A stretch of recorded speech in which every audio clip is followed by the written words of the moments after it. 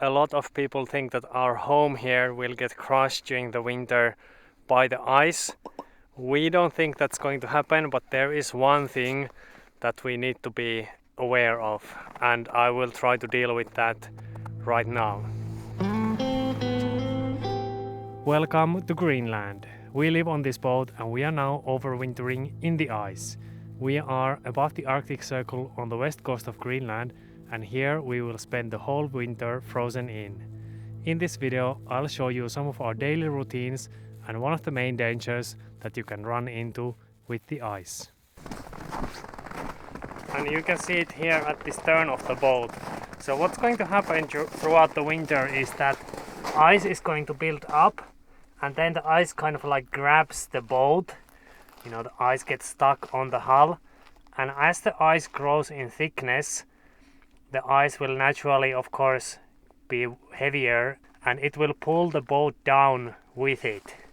And from what we hear from other boats who have overwintered in the ice is it can happen especially at the stern of the boat, because you have all of these appendages like a rudder and a propeller and so on, and the ice gets stuck onto that, and when the ice gets heavier it goes downwards and it pulls the stern of the boat with it. And especially our boat is kind of susceptible to this because our rudder actually reaches the waterline, so it's right there where all of the ice forms. You can see the top of our rudder is over there. So the boat can get pulled downwards a feet or 2 feet over the course of the winter, and we kind of want to prevent that. Even though that might not be mandatory, there is one thing that I'm gonna try to do now, and we first need to make a hole.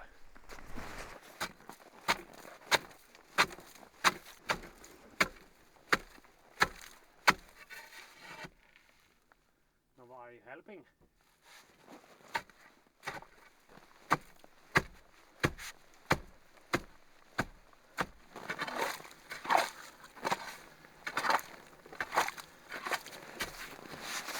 So the ice is not really very thick here yet, so this is a good time to do this. So then the next step, we're gonna take this, and what is this? Well, it's just a piece of hose with holes in it. So I've drilled very small holes in here, and this piece of steel is just some weight. And now we're gonna stick this in here. So I've marked the air hose here. It's at 2.5 meters, so around 7-8 feet, and that should be enough. And now we just ask Sohvi to turn on our contraption. Sohvi, laitatko päälle sen pumpun?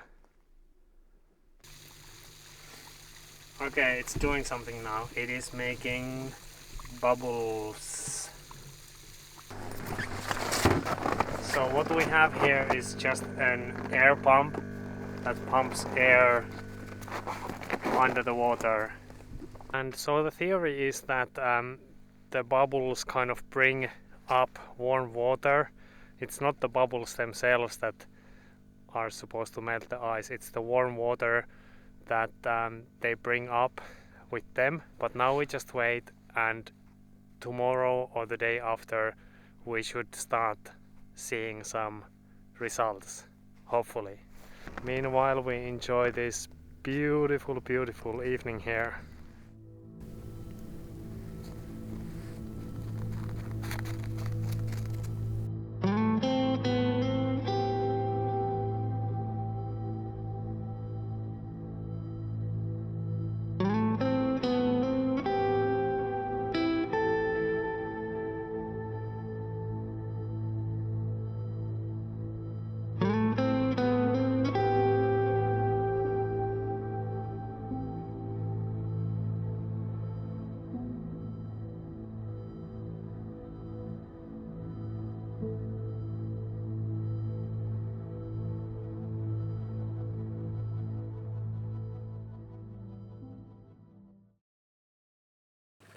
Alright, day 2 of trying this thing out. It's now been in for maybe 18 or 20 hours and it is not looking super great yet. The hole is bigger, but it also has splashed water, so there's some icicles stuck on the hull now.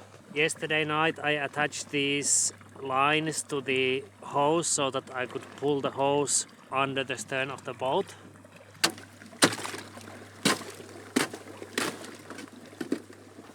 It's been super cold the last couple of days, and yesterday night it was also very cold. It's minus 20 degrees during the day and probably closer to minus 30 degrees Celsius during the night. So this thing here, it's gonna work better when it's warmer, and there's warm temperatures coming in 2 days. Meanwhile, I think we are also just going to ignore this whole thing and go skiing. No, mennäänkö hiihtämään? Joo, lähdetäänkö hiihtämään? Joo.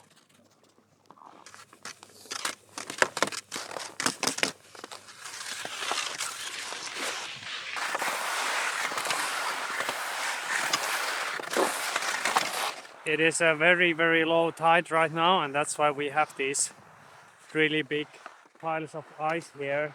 Obviously, when the ice goes down with the tide, then the rocks get pushed through the ice, and we are here in the shallows. So this is what happens here with every tide cycle. It forms these really impressive looking things here.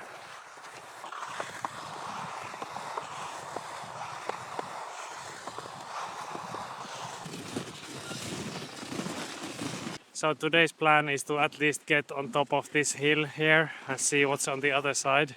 There is a freshwater lake there somewhere, and we might start getting our drinking water from there. If we do that, then we don't have to melt snow anymore. Yeah, that's an Arctic fox track going this way. You know, the snow is now compact, so it's easier for them to travel. They use less energy for it. If the snow is really soft, then they usually stay in the same place, because moving between different spots is gonna take too much energy. Our puppy, on the other hand, does not make such distinction at all. She just runs non-stop until she's dead tired.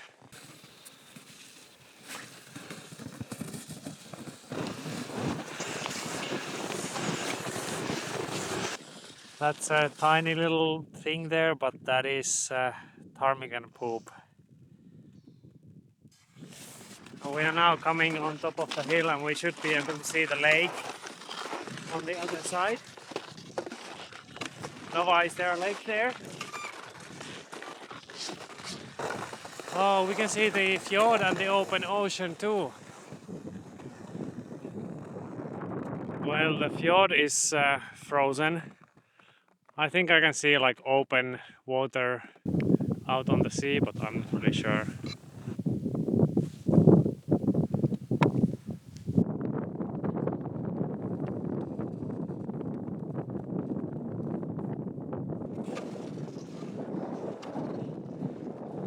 Yeah, that's the lake down there. That's our freshwater source if we don't want to melt snow. I have to say though that this looks like a pretty small lake, and it's nestled here between these cliffs, and it's a little bit high up, so I think the ice is going to be really thick. So that's gonna be a challenge if we want to get water from there.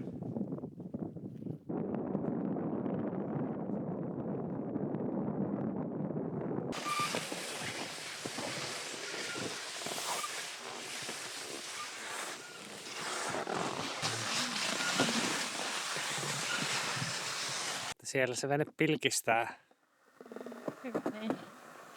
Jep, vielä kelluu. Olisi ikävää, jos ei kelluisi. That's one of the reasons why we always turn off the heating when we are away from the boat, because, well, just to make sure. It would be really bad to come back and notice that the boat is on fire. We have never had any problems with the heating, but Here it's just all about kind of like managing the risk and at least ruling out all these easy options. So all the electricity, or most of the electricity and all of the heat, gets turned off when we are away from the boat.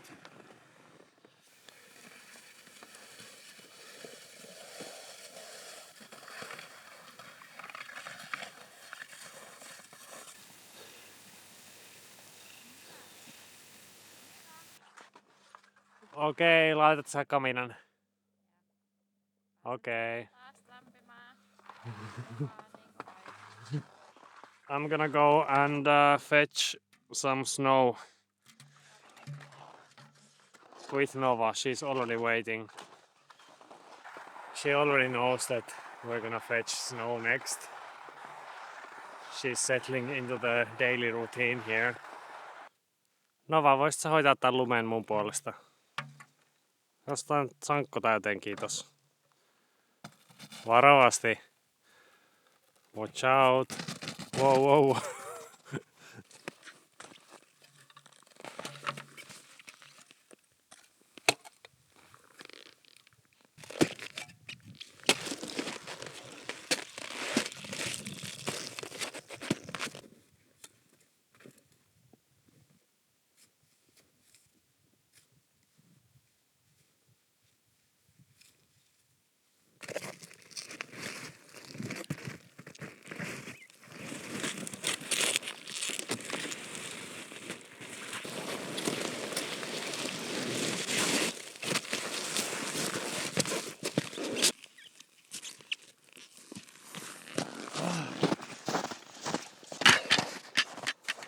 Well, that's a decent amount of work for a couple liters of water.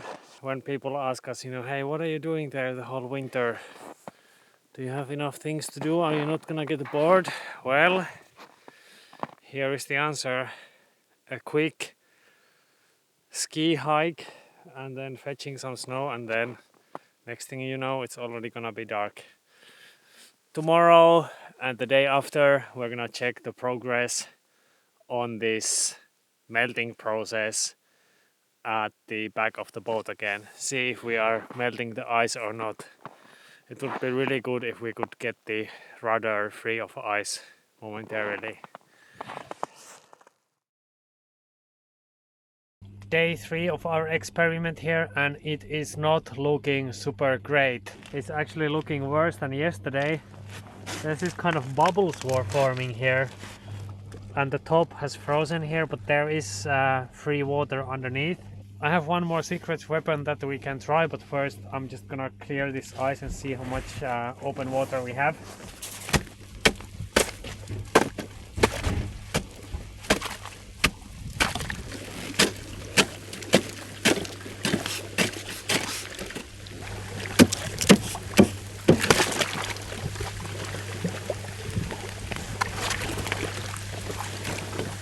Okay, it is actually better than I thought, but ideally we would like the hole to expand to like 2 times or 3 times this size, so that it would free the rudder and the stern waterline completely. Currently we are not doing that yet. So it's time to get our next weapon here.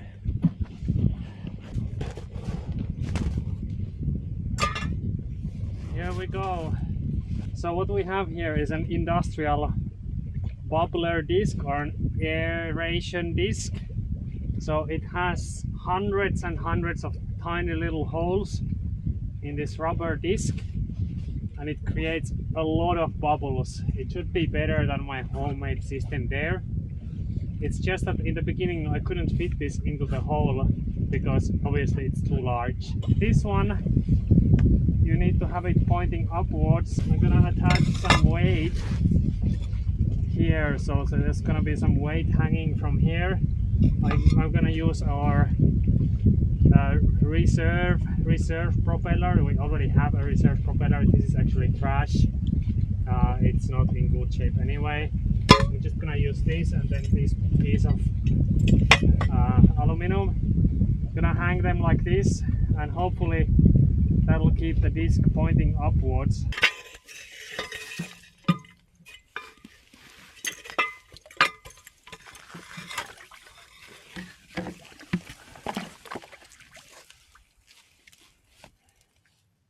Laitatko pumpun päälle?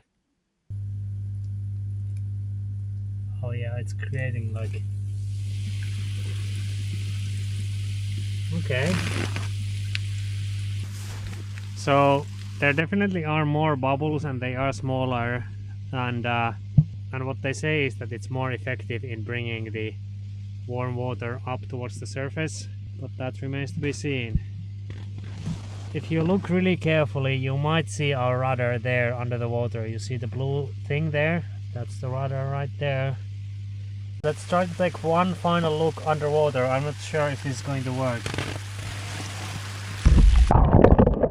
I probably jinxed it because this shot was the one that actually broke the camera. Later on I read that even though they are supposed to be waterproof, they have a known defect that causes water to enter through the screen hinge. So this is the final last shot from that camera. Rest in peace. Alright guys, I missed one day, but look at this now. So it's now been, a couple more days and a big hole. Let me show you, because it's actually bigger than it looks. So there's this really thin layer of ice here.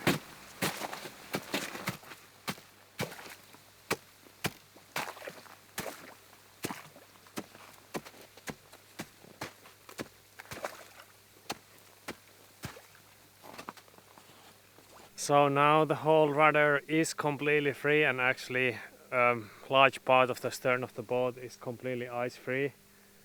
So let's call that a success. You might notice that the top of the rudder is now more visible than it was before. So it is possible that the stern was already being dragged down a little bit, maybe a few centimeters. But you can see that quite a lot of the rudder is now visible.